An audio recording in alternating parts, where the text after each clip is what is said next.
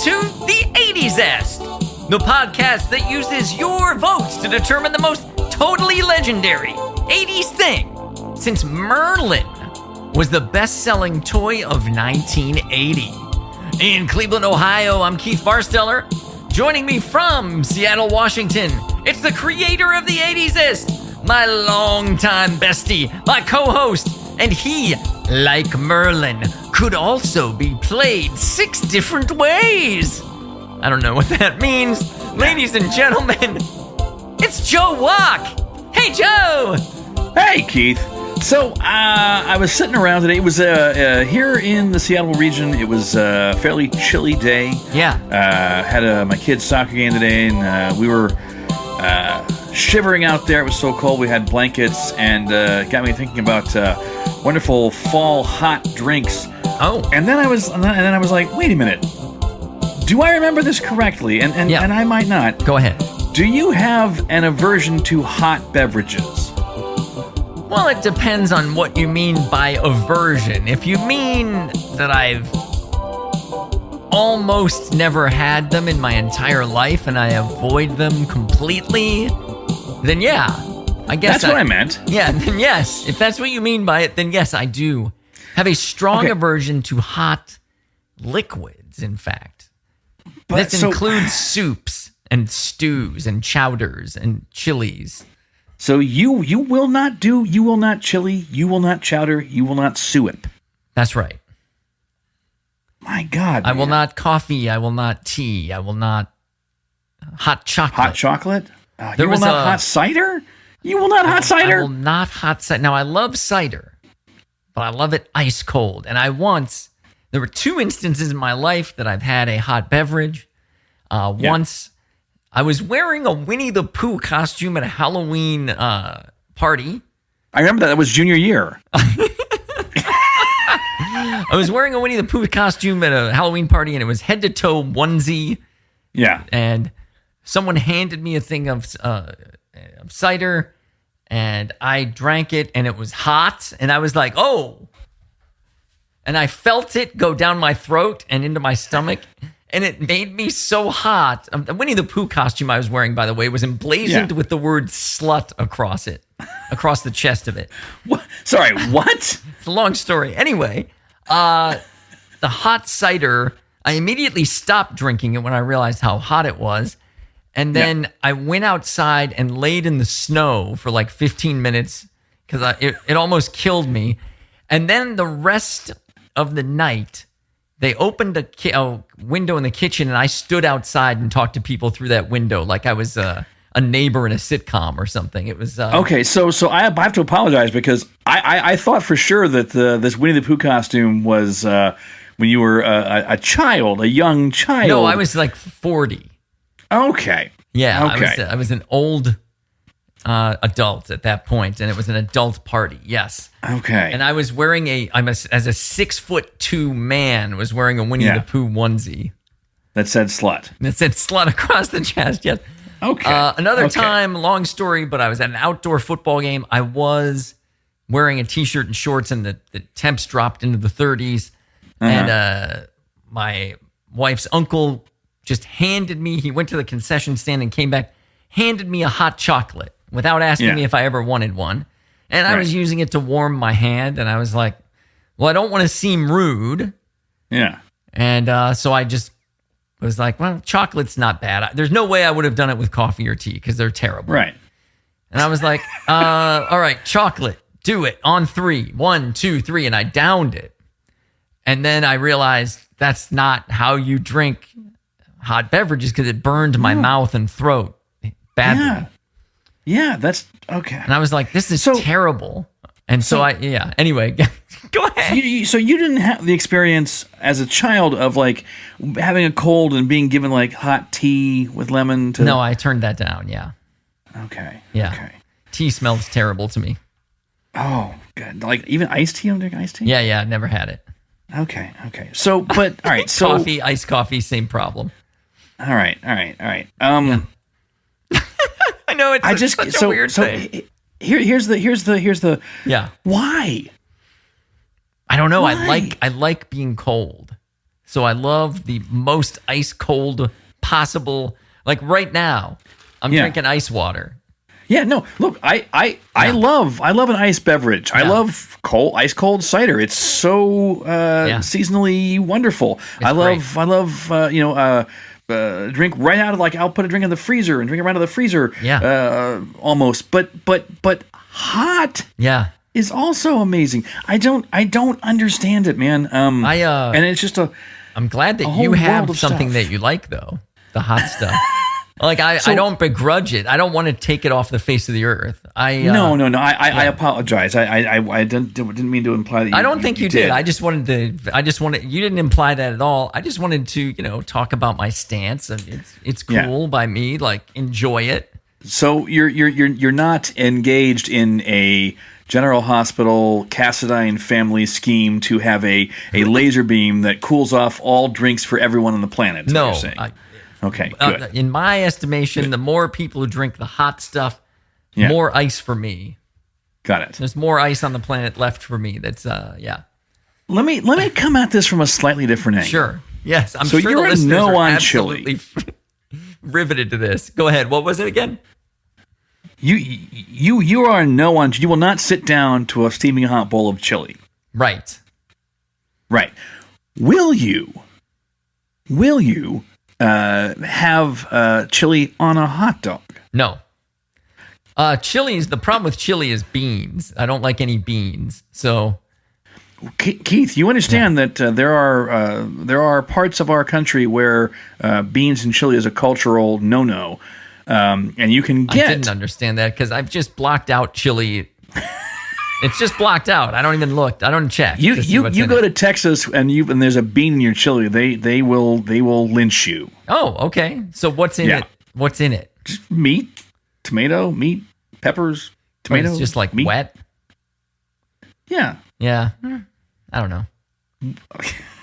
All right. So again, I do not mean to shame you here. No, it's fine. It's hilarious. Just saying, man. A chili dog for me is one of life's most sublime pleasures. Down by the Tasty Freeze, yeah. I feel bad. I feel bad for you not having a chili dog ever because there's something, man. That's awesome. I mean, I'm really glad you like them. I am. Anyway, it's just this is an uncrackable situation here. It's inexplicable. Indeed. We should move on. Let's move on and welcome back to. But I love it. Exposing my psychosis to the audience is always fun. It's just an oddity preference. Yeah, it's fun. I mean, I take it good naturedly because I realize it's weird, but I'm the only person I know who hates all hot liquids, as far as I know. And people always get me. They think they got me. Like, what about gazpacho? Yeah, come on. It's not happening. No. Anyway, welcome back to the 80s, everybody. Welcome back. Joe, we're going double nickel. It's our 55th show of season 3. The big 5-5. That is also happens to be my age and will be your age very soon. Very soon. I got depressed about that just today. Thanks for reminding me. Oh, no, really?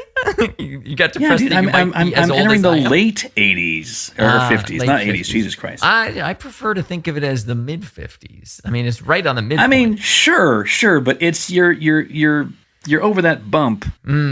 Yeah, you're right. Yeah. Well, it's sliding down into our 60s, and that's oh God. That's a dead end. Literally. Yes, literally. Well, it's our 55th show of season 3, Legends Only. Legends. And we're going to match up the final 2 songs in the Michael Jackson region. And we're going to pick a song to represent this region in the final 4. And so, but first, let's reveal to you which 2 songs made it to the Elite 8 here in this region. Right now, in the Tale of the Tape. Fight! 2 songs enter. 1 song leaves. It's the Tale of the Tape. He's out!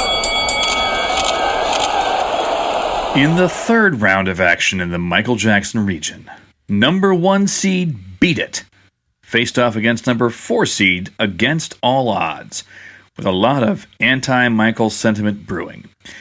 And the song that you chose to advance to the regional final is...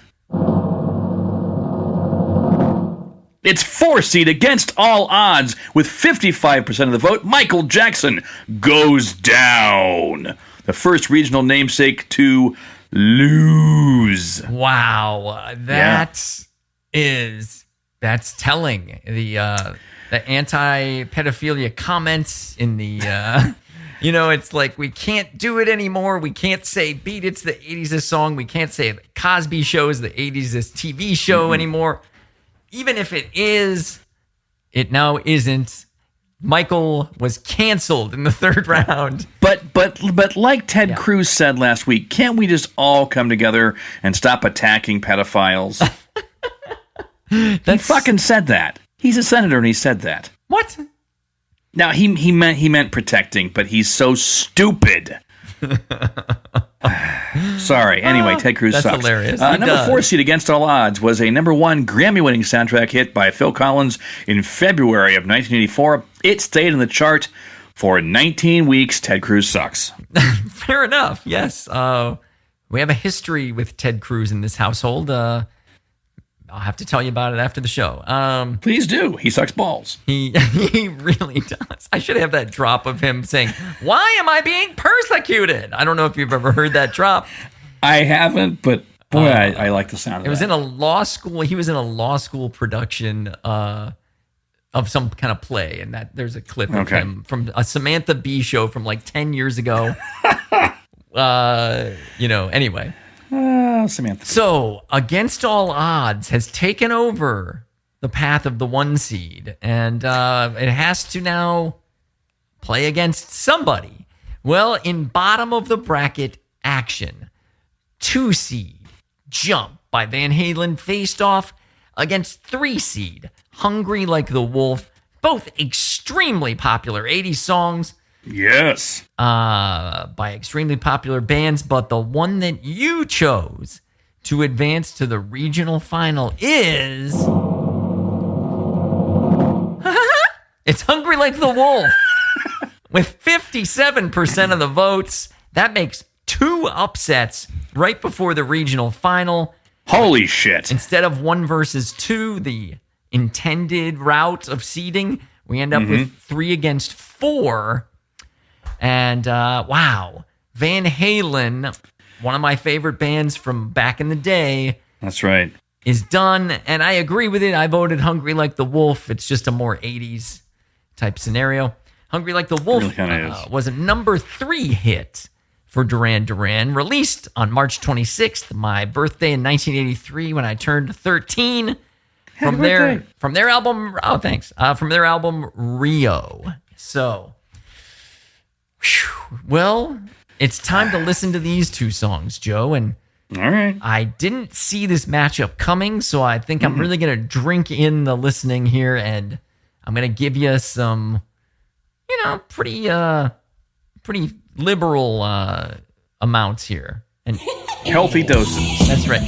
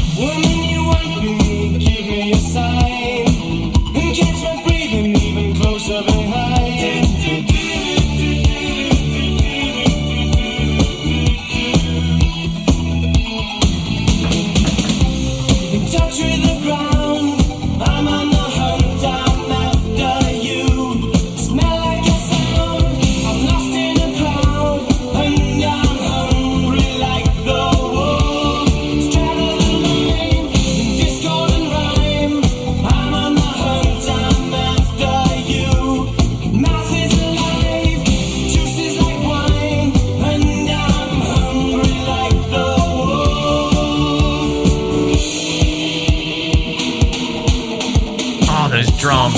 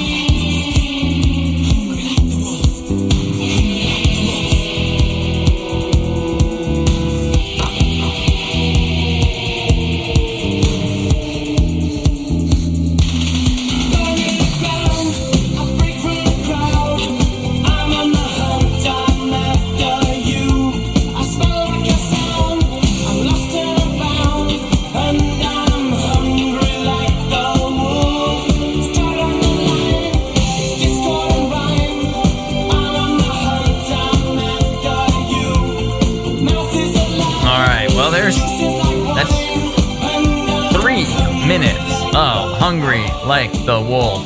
And that's a lot of hunger, Keith. All right, and now a different vibe.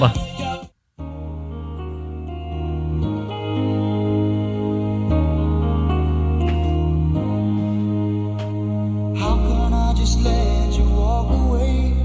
Just let you leave without a trace. When I stand here taking every breath with you. You're the only one who really knew me at all. How can you just walk away from me when all I can do is watch you leave?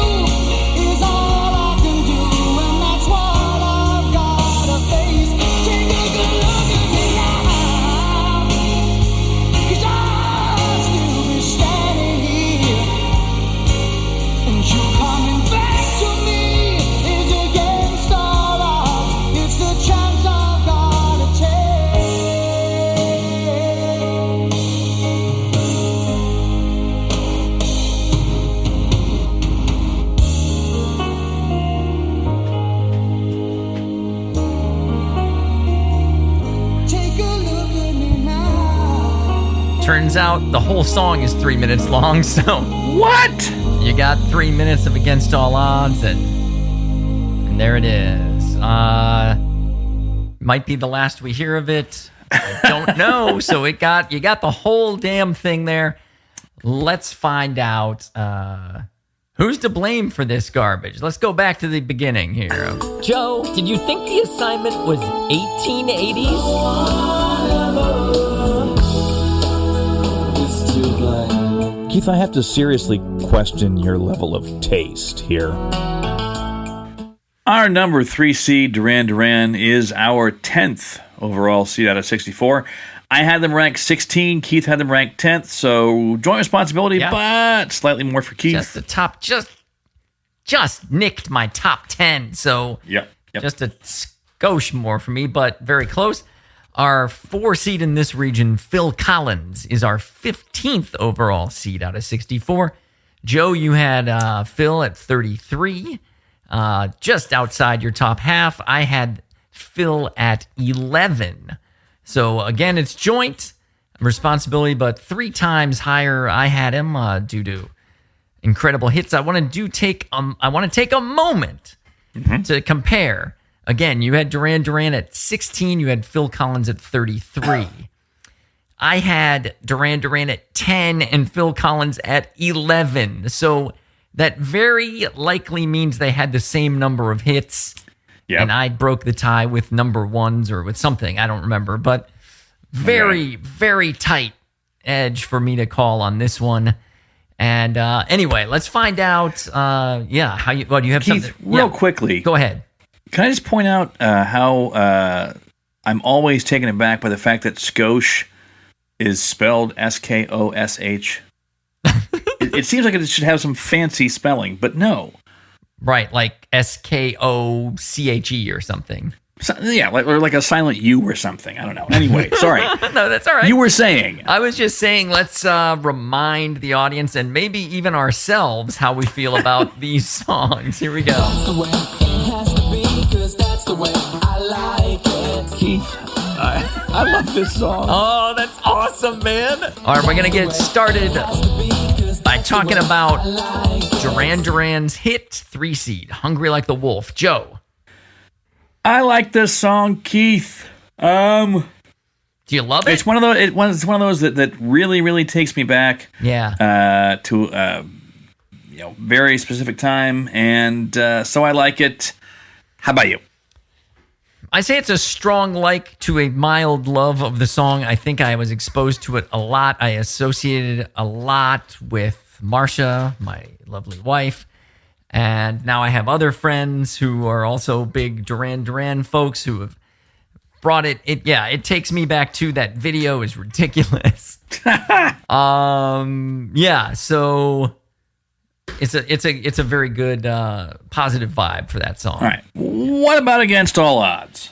Well, I'm on the record as saying that I was all aboard the drama train as a kid for Against All Odds. It was a favorite of mine, and I still love it to this day.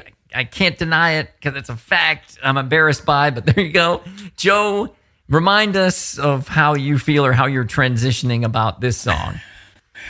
Here's the thing. It was not my cup of tea back in the day, but it was my sister's. I love my sister dearly, so I gotta at least like this song. It's a positive association with the song. Yes. Even if you didn't seek it out or whatever. Yeah. That's right. All right. That's right. Well, it's time for us to pick one of these 2 songs to move on to the final 4. All right. All right, for Donald. And so, we can talk about anything you want, Joe. We've got the 4 pillars that we talk about. We can talk about the magnitude of the hits. It's similar. Phil Collins was a slightly bigger hit. It was a number 1. Yeah. So it was slightly more popular, had slightly more sales. But Hungry Like the Wolf kind of broke Duran Duran for a lot of us anyway, So, they kind of maybe wash on that. Number 3 hits, not exactly bad, right? No. Then we can talk. It's also not exactly number one. It's not exactly a number one. So you don't like sell albums by putting a sticker on the front that says the number 3 hit of the year. Number 3 hit. The videos. There's no contest. The Duran Duran video is much more iconic. Oh, definitely. But if we talk about our pillars of like if you want to talk about the cultural footprint of both of these artists, in your opinion, where do you come out on that?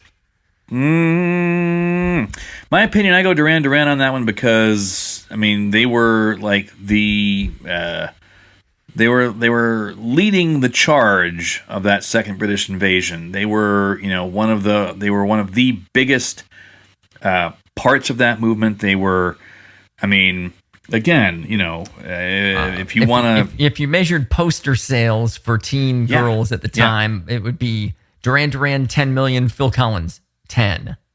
Right. In terms of they had a lot more hair than him. They sure did. So did most of us. Yeah, but that's true. We're still hanging on to some up here, but... That's right. Yeah, we got that going for us. So, if nothing it is else, hard to. Both of these artists were a big part of that decade. You couldn't turn around without hearing songs by one or the other. And of course, Phil Collins, being part of Genesis, gave him another avenue to get into your ear holes. Yeah, but Genesis was definitely older, like not ancient, but they were older, and Duran Duran had that whole sex symbol British thing. Phil Collins as a solo act, though, very culturally big in the 80s. I talked the last time we played this song, I talked a little bit, or I think it was this song, maybe it might have been duets. Anyway, the point is, talking about Phil Collins' cultural impact, and I pointed out the moment on the first episode of Miami Vice. Yeah, in the air. They play In the Air Tonight, and we have Sonny and Tubbs driving in the car, and the moodiness, and he was so much part of the vibe of that show that he guest starred on it. Yeah, that's true.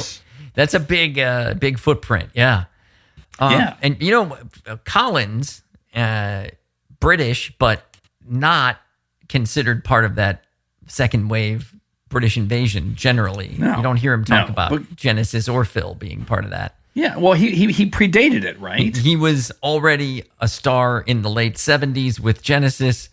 Yeah. And then in mid 70s even. And then solo hits started coming out in the earlier 80s. And then when this wave of more kind of new wavy stuff, British stuff came in, he was already here. So it's, Yeah.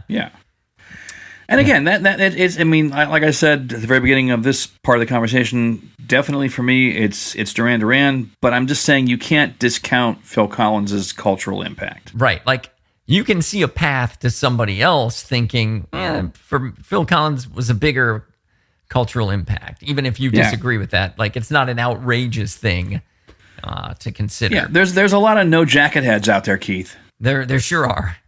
Well, speaking of that, are you one? Experientially, where do you come out on this? Experientially, it's a wash for me because I did not seek out either of these artists. I own no albums from either of them. But they were both a huge part of the music that was around me at the time. Yeah. I listened to a ton of Phil Collins songs and a ton of Duran Duran songs on the radio. So for me, it's pretty even. How about you? For me, as you have heard many times over the course of our nearly 200 shows, I got that radio in December of 1983. And this song, Against All Odds... Tell me more about this radio. What are you talking about? Against All Odds came out after I got the radio, not long after. And February of 84, in fact. So it was one of the first songs, big hits, Against All Odds. And then The Reflex by Duran Duran came out and was a massive radio hit in 1984 off Seven and the Ragged Tiger. But right. And so then I kind of learned about Hungry Like the Wolf after the fact, but they were both experientially huge for me. And like I did song parodies as a kid of both. I shot, as you know, a thing called Ellsworth Vice that we used in the air tonight. We all know it, Keith. Everyone knows about Ellsworth Vice. And so experientially, it's a wash for a different reason. It's a wash because they were both so part of my 80s. They were both huge parts of it for me. So it is hard for me to call that one. I might lean Phil Collins on that one very slightly, experientially. Okay. Now production. Of these two songs specifically, right? Yeah. Wow. Subheading, melodrama. Who would you give the melodrama crown to out of these two songs, right? Please, Against All Odds. Against All Odds. Hungry Like the Wolf maybe is a different kind of melodrama, but the melodrama that I'm thinking of, the good Wallow song, Against All Odds, is like a top 10 early 80s Wallow song. Yeah. Now, sound-wise, when you start these two songs, like we did in the last show, if I gave you the start of Hungry... And if I give you the start of Against All Odds, yes, there's piano and then there's synth, and yes, there's reverb and there's drum gating when he finally plays drums. Yeah. But the other one is Hungry is so much more stereotypical 80s production. But I mean, I was listening to this, and what can you tell me about the vocal processing on Against All Odds here? Yeah, what in do you here. hear? He's just doing straight reverb. He's not gating it. He's not clipping it. He's not flanging it. It's just a straight echo. Right. But there's a decent amount of it. Yeah. Oh, for sure. Like if I pause it. If I can pick up on it, then there's a lot. Yeah. Like when you pause it, you can hear the after effect of it. So especially at the end of end of a line. Yeah. But I've heard more echo, but he definitely, when you get to those that first drum break, is that here? Yeah. Now these are real drums, but he does that gating with them, like that shum.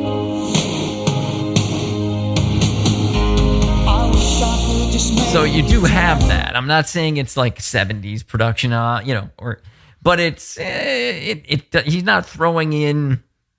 It's sprinkled. It's more tasteful. It's a simpler song, I guess. Right. Yes. Yeah, construction. Definitely. And so I would have to give the overall production crown to Hungry Like the Wolf here. I agree. Now, if you're talking about legendary status, the longevity of Phil Collins versus the burning bright short period that we had. Duran making new stuff. They're still going around in some form touring. Right. But come on. But yeah, we had them for a few albums. They broke up. They came back, did another couple in the 90s.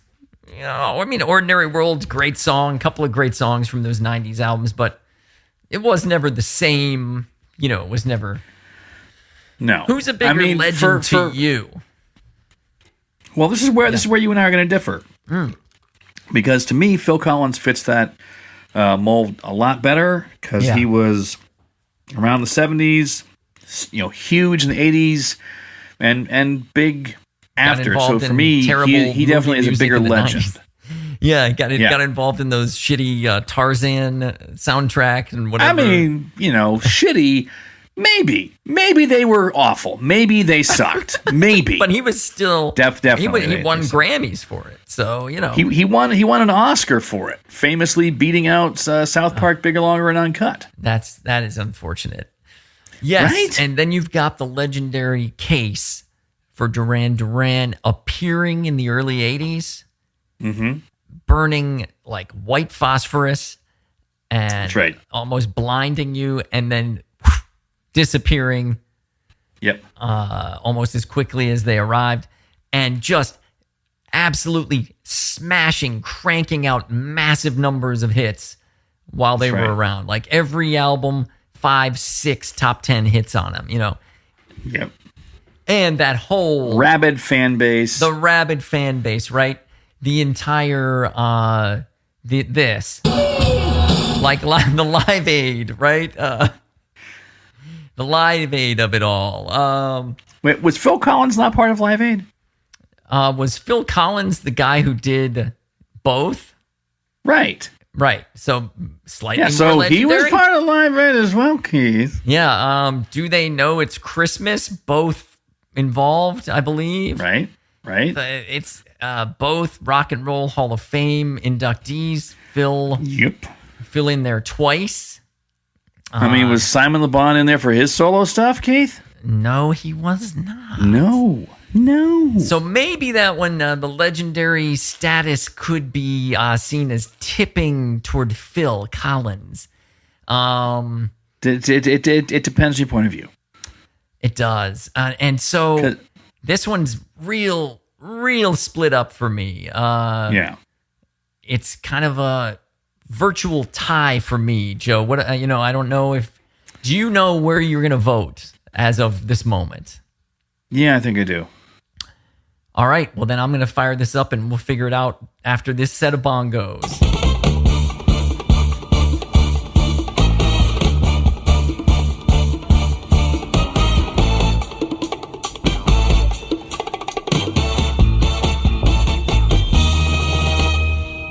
Well, our favorite, Hungry Like the Wolf, is a 3 seed. Indeed. And that means, it's odd, and that means that I will render a verdict first, despite not wanting to. But here we go. There is a part of me that has more experience with Against All Odds, and that part of me wants to vote for this song, but the other part of me just feels like Hungry Like the Wolf is just more 80s. It's intangible to me why, but it just is. I'm going Hungry Like the Wolf, Joe. What about you? So I'm With looking regrets. at the 4 pillars here, Yeah. right? Yep. And for me, it's Duran Duran, Ty, Duran Duran, Phil Collins. So going just by that, I'm going Duran Duran. Okay, there you go. Yeah. This one was very difficult for me. I think I wanted to go Phil Collins, but I believe that the more 80s choice, just by a hair, Duran Duran. So let's find out. I feel what you the guys same, think. but the thing is, other people are going to feel differently. Yeah. Whichever way you're going, go to our Substack. It's the 80zest.substack.com. Hop on there, make your vote. Tell us about it. Tell us what you think. Let us know what you think about hot beverages. And also, you can find us. Is there maybe one other person out there who hates hot beverages? I'd love to find out. No, because they're wonderful. They make you feel warm. Anyway, the point is, Yes. If you want to find us on social media, look for the 80s-est podcast on Blue Sky. That's right. And farewell to you two. I think they actually lost in the previous show, but I forgot to say farewell to them when we hit Blue Sky on that show. Anyway, wow. The 80s-est is exactly what you should search for on Spotify. As you might know, our podcast is there, but it's also on Apple and Google. But on Spotify, we keep our region playlists that are embedded at the bottom of every post, so you can listen yourself back to the songs. Just That's like right. And if you don't pay for Spotify, then you can have the wonderful experience of having your songs interrupted every 2 songs to hear ads for music that you don't care about. Awesome. That sounds amazing. Well, we thank you guys for listening, for all the comments, and the banter that we get in the comments is great. The abuse. Some of the abuse. I loved the other day when your sister was very clearly catching up on like a couple of weeks worth of shows, and she dropped 8 comments inside of an hour, and I loved it. I was like scrambling to understand the context of them because we had recorded the shows like weeks ago, and I'm like, She likes to bank them sometimes. I love it. Yeah. Anyway, we'd love to hear from all of you. We thank you. And that's going to be all the time we have for today. But join us next time on the 80sist when we will continue with our duets region. And we're going to enter round 3 of that. So we're really things are getting down to the last minute here, Joe. This is it. They are. Joe, We're cutting out all the bullshit. We are cutting it out. It's over. That's right. It's over, Johnny. That's a Rambo. Anyway, can your favorite duet survive in advance? Well, find out next time on the 80sist. Until then, on behalf of Joe Wack, this is Keith Marsteller saying, Keith. Keep your feet, yeah? Dude. Yeah. Merlin. The wizard? The game. You mentioned it in the open, the red plastic sorcerer that beeped at you. I just realized Merlin was gaslighting us. Oh, here we go. All right. Now listen, this so-called wizard had like 6 different games built in, right? Tic-tac-toe, music machine, echo. Yeah. I had one. So it cheated. I know it did. I'd be winning at tic-tac-toe, then suddenly boop, boop, bleep. Merlin wins. Oh, sorry, Joe. I'm a wizard. I have magic. No, you're a shitty phone-shaped calculator with delusions of grandeur. Jesus, Joe, you just weren't good at tic-tac-toe. Face it. You just never understood the basic premise of the game. And the echo game? We had to repeat the pattern just like Simon, but this time some British warlock is mocking you? At least Simon had the decency to be honest about it. But Merlin, I am Merlin, the all-knowing. You're a 9-volt battery and some LEDs, Derek. Derek? What the fuck? That's what I called mine. We were not friends. He knew things, Keith. He'd beep in the middle of the night, just random beeping. Was he casting spells? Was he judging my life choices? I'll never know. Did you ever think maybe you just left him on the bed and then rolled over onto Derek while you were sleeping? That's exactly what Derek would want you to think.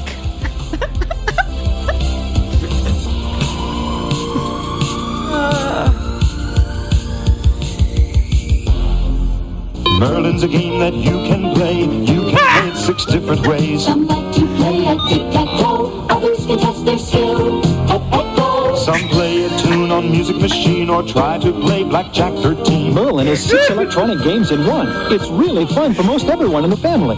6 pinlight batteries not included. With lights and sounds. 6 games in one. Merlin's a game that's lots of fun.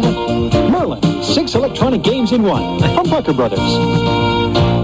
Keith, I want to encourage our listeners to go back and listen to this Simon theme from the previous episode, and then listen to this and see which one's cooler. Yeah, I'm doing a theme each of the last few weeks, and this week's theme is obviously these little electronic games. So we've got Merlin and Simon, and we got one coming up on Friday that I'll keep hidden. But yeah, the difference in those 2 ads is ridiculous. It's The other one is so much. Game that's lots of fun. I mean, I still have Simon queued up here, so let me just give you a taste for those who might have missed that. Simon! Against. Merlin's a game that you can play. You can play it 6 different. I mean, Simon is like Ozzy Osbourne going up against Pat Boone, Keith. That's what it's like. I said in the close that I had a Merlin, and that's a lie. I did not have one. Did you have one? I did have a Merlin. I did not have Simon. Right, so we flip-flopped on these. That's right. Did you like Merlin? Like, did you... Oh, I played the shit out of my Merlin, man. Did you ever actually lose to it in tic-tac-toe like I intimated? Maybe. Who keeps track? Okay, you don't have like a journal somewhere of Dear your diary, I lost again at tic-tac-toe. What's wrong with me? Fucking Derek. I like that you named your Merlin Derek. That's a good touch. Actually, I mean, obviously you didn't, but so you did like your Merlin, and, yes, and all that. So 6 games. It sounds like there's a tic-tac-toe, a music. Is a music game like a name that tune type situation, or? I don't remember, man. I played maybe 2 of the games. Okay. Yeah, it sounded like there was a blackjack. Anyway, yeah, the commercial was, I did not play. I did not use it to the full extent. Is there a listener out there who had both Merlin and Simon and can tell us which one was better? Can such a person exist? Merlin came Was any first. child that fortunate? Merlin came first. It was the best-selling toy of 1980. And while Simon existed, it hit its peak in 82. So, Simon only had one game. Merlin had 6. I don't know. Let me know what you guys think. 6 games, man. 6 games. It seems like it would be better, but I don't know. Well, thanks for putting up with my closing garbage again, Joe. I appreciate it. Of course. That's our show, everybody, and we will see you on Friday for more duets. I'll see you then.